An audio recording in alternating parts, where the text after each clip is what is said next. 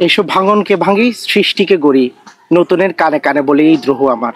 শিকল বাগার সমাজে যে কজন মানুষ শিকল ভেঙে পৃথিবীতে এগিয়ে গিয়েছে তাদের মধ্যে একজন হলো কক্সবাজারের সন্তান শাহেদা আক্তার রিপা, যিনি বিশ্ব জয় করে এই মুহূর্তে আজকে আছেন আমাদের সাথে।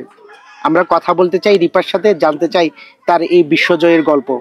তিনি বর্তমানে সাবজয়ী দলের একজন সদস্য এবং আমাদের কক্সবাজারই সন্তান। আমরা একটু তার গল্প জানবো আজকে, তার বেড়ে ওঠা, তার এই জয়ের অংশ। আপু, আপনাকে প্রথমে অভিনন্দন জানাই এত বিশাল অর্জনের জন্য। একটু জানতে চাই আপনার শৈশবের কথা এবং এই যে ফুটবল নিয়ে আপনার ভালোবাসা।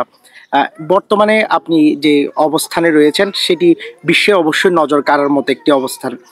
একটু আমাদের জানাবেন যে আপনি যে এই আপনার ফুটবল খেলার ক্ষেত্রে বেড়ে ওঠা, আপনার এই অর্জন, এই শৈশব থেকে জানতে চাই আপনার ফুটবল খেলার যাত্রাটা কেমন ছিল, কিভাবে শুরু হয়েছিল? সহজ ছিল না আমার জন্য, কারণ হচ্ছে এই যে আপনি দেখতে পাচ্ছেন এই গ্রামে আমাদের উখিয়া উপজেলাতে হোক, কক্সবাজারে আলাদা, কিন্তু আমাদের এই উখিয়া উপজেলার মধ্যে কোনো মেয়ে হচ্ছে ফুটবল খেলে না। আমি যে উঠে যাব এটা কখনো কেউ কল্পনা করে নাই, কারণ হচ্ছে আমি ছেলেদের সাথে খেলতাম, যেহেতু আমাদের বাড়ির সামনেই মাঠ। তো সেক্ষেত্রে আমার হচ্ছে সহজ ছিল, কারণ ছেলেরা আমারে ডাকতো, আমার বন্ধুগুলো আমাকে ডাকতো খেলার জন্য, বড় ভাইয়েরা ডাকতো খেলার জন্য, রিপাস। তো আমিও আসতাম খেলতে, আমি কখনো না করি না। আমারও আগ্রহ ছিল, ভালোবাসা ছিল যে আমি খেলাধুলা করব। তো আমি ফুটবলও খেলতাম, ক্রিকেটও খেলতাম। সেক্ষেত্রে বিকেএসপিতে যাওয়ার পরে আমি ফুটবলটাকে বেছে নিই, সেজন্য এই ফুটবলের প্রতি আমার ভালোবাসা অনেক। আচ্ছা, আমরা আপনার কাছ থেকে আরেকটু জানতে চাইবো যে আপনার প্রথম জাতীয় দলে যে খেলার সুযোগটা পেয়েছিলেন জাতীয় দলের হয়ে, এই আনন্দটা একটু আমাদের দর্শকদের সাথে ভাগাভাগি, কেমন ছিল এই প্রথম মাঠে নামা, প্রথম দেশের হয়ে খেলার বিষয়টা? অবশ্যই ভালো লাগার, যখন আমি ন্যাশনাল টিমে ডাক পাইছিলাম তখন হচ্ছে 18 সালে। তো কয়েক মাস পরে হচ্ছে আন্ডার 15 হয়, তো ভুটানে হয় সেটা। তো আমিও ওই দলেরই সদস্য ছিলাম। তো তখন হচ্ছে আমাকে চেঞ্জিংয়ে নামানো হয় ভুটানের বিপক্ষে। তো আমি হচ্ছে 80 মিনিটের দিকে মেবি নামানো হয়, তো আমি হচ্ছে 85 মিনিটের দিকে গোল করি 4-5 মিনিট পরে। তো আমার অনুভূতিটা অনেক, যে হচ্ছে আমার ইচ্ছা ছিল যে হচ্ছে আমি ন্যাশনাল টিমে খেলবো। তো আমি এজ লেভেলেই খেলছি, কিন্তু তখন আমার ইচ্ছা জাগলো যে আমি গোল করছি। তো আমার সেটা অনেক অনুপ্রাণিত হয়েছিল যে আমার আরো সামনে গোল করতে হবে। যখন আপনি একটা দায়িত্ব পাবেন, ওই দায়িত্বের প্রতি কিন্তু আরো আপনার মানে মানে রেসপন্সিবিলিটি থাকে, আরো বেশি সামনে আগানোর জন্য আপনার একটা থাকে, লক্ষ্য থাকে।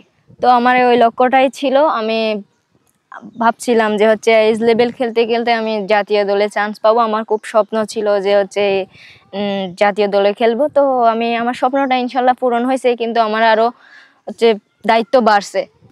আচ্ছা, আপনার কাছে আরেকটা বিষয় একটু আমরা জানবো যে আপনার প্রথম যে খেলাটা সবার দৃষ্টি আকর্ষণ করেছিল বঙ্গমাতা ফুটবল টুর্নামেন্ট 2016 সালে।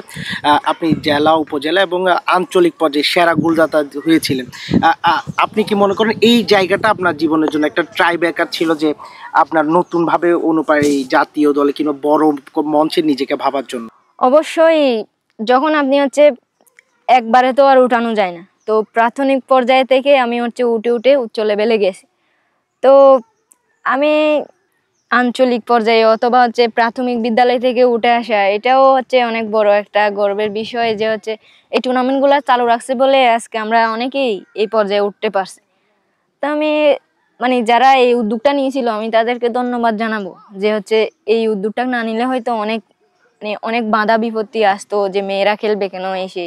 পারিবারিক বিষয়টা কেমন ছিল, সামাজিক বিষয়টা, এই যে পুরো একটা যাত্রায় আপনার সামাজিক বিষয়টা কেমন ছিল, পারিবারিক বিষয়টা কেমন সাপোর্ট পেয়েছিলেন আপনি?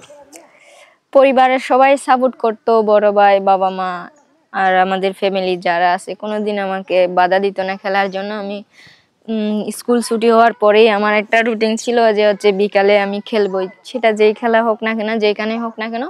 বেশিরভাগ ফুটবলই খেলতাম, কিন্তু মাঝে মাঝে ক্রিকেট খেলা হতো শীতকাল আসলে, তো খেলতাম। পরিবার থেকে বাধা দেওয়া হয় নাই, কিন্তু সমাজে কোনোদিন বাধা দেয় নাই আমাকে। এই এলাকায় যারা থাকতো সবাই অনেক সাপোর্ট করতো আমি খেলতেছি। ওরা বলতো যে হচ্ছে একদিন তুই ন্যাশনাল টিমে খেলবি এসে। তো আমাকে কেউ কিছু বলে নাই, কিন্তু হয়তো বাবা মাকে বলতো, বাবা মা আমাকে কোনোদিন কিছু বলে নাই, ওনারা হয়তো কান দিত না এসবে। এখন বর্তমানে আপনি প্রপার একটা ট্রেনিং এর মধ্যে দিয়ে যান, অনেক ডায়েট মেনটেন করতে হয়, অনেক কিছু আপনাদের মেনটেনের বিষয়। এই দুইটার সময় তফাৎটা আপনি কিভাবে দেখছেন? অবশ্যই যখন আমরা ক্যাম্পে থাকি ন্যাশনাল টিমে তখন একটা ডিসিপ্লিন থাকে। তো একটা মানুষ যখন ডিসিপ্লিনের মধ্যে দিয়ে যায় তখন সে তার একটা লক্ষ্য থাকে, স্বপ্ন থাকে, সে তাড়াতাড়ি খুব মানে পূরণ করতে পারে। যখন গ্রামে ছিলাম তখন তো আমার কোনো ছিল না, ডিসিপ্লিন ছিল না, ইচ্ছা মতো প্র্যাকটিস করলে করলাম, না করলে নাই। কিন্তু প্র্যাকটিসটাই আপনার মেন। যখন আমি সারা বছর মানে আমি একটা টুর্নামেন্ট আসলো, আমি গেম খেললাম, কিন্তু আমি কোনোদিন প্র্যাকটিস করি নাই, তা তো হবে না। আমরা হচ্ছে ভোর 4টায় হচ্ছে উঠে যাই, উঠে যাওয়ার পরে আমরা হচ্ছে মাঠের জন্য হচ্ছে বাসে করে চলে যাই। এই প্র্যাকটিস হয় প্রায় 90 মিনিটের মতো। প্র্যাকটিস করার পরে হচ্ছে আস্তে আস্তে 8টা সাড়ে 8টা বেজে যায়। তো আসার পরে আমরা নাস্তা খেয়ে ব্রেকফাস্ট করে তারপরে হচ্ছে আমরা একটু রিল্যাক্স হই শোয়ার জন্য। তো তারপরে আমাদের আবার জিম আছে। তো জিমের পরে আবার আমাদের যারা যারা স্টুডেন্ট আছে, তো আমরা সবাই পড়াশোনা করি। বিকালে স্যার আসে, তো পড়াশোনার পরে আপনার হচ্ছে আমরা একটু রেস্ট নিই, টিভি দেখি, বন্ধুদের সাথে আড্ডা দিই, যেহেতু সবাই একসাথে থাকি হোস্টেলের মতন। হোস্টেলের কোনো মজার স্টোরি আছে যেটা আপনি আমাদের দর্শকের সাথে শেয়ার করতে চান?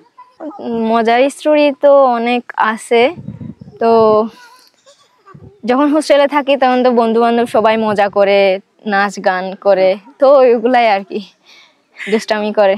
কখনো কি এমন হয়েছে আপনি হোস্টেল পালালেন যে আজকে আমরা একটু অন্যভাবে এনজয় করি এই জীবনটা, একদিন দেখা গেল হুট করে আপনারা প্র্যাকটিসে যান নাই, সবাই মিলে একটু মজা করার জন্য থেকে গেছেন, এই ধরনের কোনো স্পেসিফিক গল্প আছে কিনা? এরকম কোনোদিন হয় নাই কারো যে হচ্ছে প্র্যাকটিসে না যাওয়ার জন্য। সবার বাধ্যতামূলক যে প্র্যাকটিসে যাইতে হবে, অন্য অন্য কোনো কাজ করতে পারে কিন্তু প্র্যাকটিসে যেতেই হবে। তো এরকম মজা আছে যে হচ্ছে আমাদের এখানে আমাদের ডায়েট করার জন্য হচ্ছে রাতে খাবার দেয় না, আমাদের রুটি দেয়। তো হচ্ছে মাঝে মাঝে ভাত খেতে মন চায়, তখন রাত হয়ে গেলে স্যার ম্যাডামরা ঘুমিয়ে পড়লে তখন হচ্ছে চুরি করে রান্না করে খেয়ে ফেলি, এটাই আর কি। আপনার ভবিষ্যৎ পরিকল্পনা কি? এখন আপনি কিভাবে নিজেকে জায়গা দেখতে চান, কিংবা ফুটবল পুরোর ব্যবস্থাপনা যেটা আছে ওদের সাথে কোনো বার্তা আছে কিনা আপনার জন্য? অবশ্যই আছে যে আমরা যেহেতু এখন সাব চ্যাম্পিয়ন হয়েছি, সাউথ এশিয়ায় আমরা থাকতে চাই না, আমরা এশিয়া পর্যায়ে যেতে চাই, আমরা এশিয়ার কাপ খেলতে চাই। তো আমাদের লক্ষ্য এখন অনেক বড় হয়েছে, সেটা আমার না, নট অনলি আমার, সবার, আমাদের যারা থাকি একসাথে সবারই। তো এখন এশিয়া পর্যায়ে যেতে পারলে আমাদের লক্ষ্যটা আরো বেশি পূরণ হবে, যে আমরা এশিয়া পর্যায়ে কাপ নিয়ে আসতে পারছি পুরা এশিয়ার মধ্যে। কক্সবাজারের মেয়ে যারা আছে, যারা আপনার মতো আপনাকে দেখে অনুপ্রাণিত হয়, আপনার মতো খেলতে চায়, কিংবা আপনার মতো ঘরে জীবনটা গড়তে, তাদের জন্য কোনো বার্তা আছে কিনা? তাদের জন্য এই সমাজে একটা ব্যবস্থাপনা আপনি চান কিনা? অবশ্যই চাবো। যেহেতু আমি একা কক্সবাজারে, তো আমারও মন খারাপ হয় যে হচ্ছে কক্সবাজারে আরেকজন থাকলে, সঙ্গী থাকলে হয়তো আমার অনেক ভালো লাগতো, যে সবারই দেখি যে হচ্ছে সঙ্গী আছে, মানে একসাথে যায় ওরা, আমি যেতে পারি না, তো আমার খারাপ লাগে। আমি চাইবো যে হচ্ছে যারা খেলাধুলা করে তারা মানে একটা লক্ষ্য নিয়ে যেন থাকে, যে এখন যেহেতু দেশের মেয়েদের অনেক বড় অর্জন, তো আমি চাইবো যে এটা যেন প্রফেশনালি নেই আর কি। তো বাবা মাকে অবশ্যই সচেতন হতে হবে যে যেন মেয়েরে খেলতে দেয়। মানুষ অনেক কিছু বলবে, কিন্তু এই বাধা অতিক্রম করতে হবে। কথা বলছিলাম সাফজয়ী আমাদের কক্সবাজারের চ্যাম্পিয়নের সাথে। তিনি যে বিষয় নিয়ে আমরা অনেক বিষয়ে আলোচনা করলাম, যে এখন তিনি যে বিষয়টি চান, তারা এখন আর এশিয়ার গণ্ডিতে থাকতে চান না, তারা পুরো বিশ্বের গণ্ডি পাড়ি দিয়ে বাংলাদেশের জন্য এমনই সুনাম বয়ে আনতে চায়। মুক্তাদিল জয়, পেনওয়া নিউজ।